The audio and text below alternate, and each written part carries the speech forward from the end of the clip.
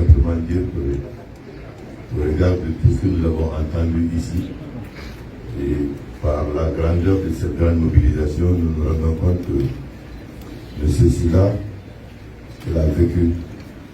En plus d'avoir vécu, il a aussi servi. Nous sommes souvent venus à la levée de corps ici, mais ça reste encore un souvenir exceptionnel de voir tout ce beau monde ici. Il n'a pas acheté tout ce monde. Il les a cherchés par son travail.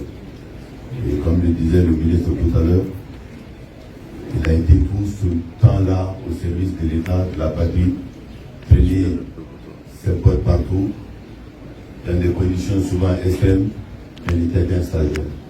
Il a marqué quand même l'État. Il a marqué sa République.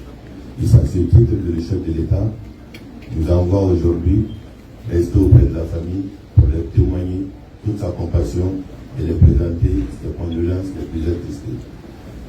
Hier, dans l'après-midi, j'ai eu une séance de travail avec le ministre de l'Information et de la Communication et avec le chef de l'État, qui, on ne pourra pas revenir sur tout ce qu'il a dit sur M. Taban, mais deux mots juste.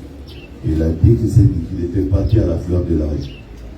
Une chose aussi nous a marqué dans cette conversation, quand il a dit que c'était un journaliste d'exception. Je souhaiterais que ses parents, ses enfants, gardent ça en tête, que le chef de l'État a dit que cet homme qui est couché ici était un homme d'exception. Il a de ce fait décidé ce qui suit.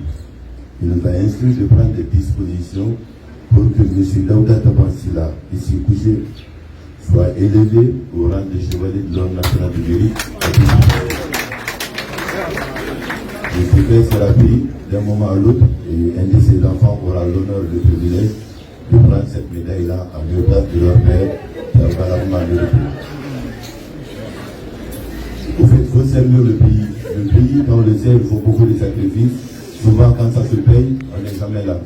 Et c'est aussi à ce titre que le chef de l'État a décidé, en m'instruisant avec le ministre de l'Information, de prendre des dispositions pour ouvrir un toit à madame et à ses enfants.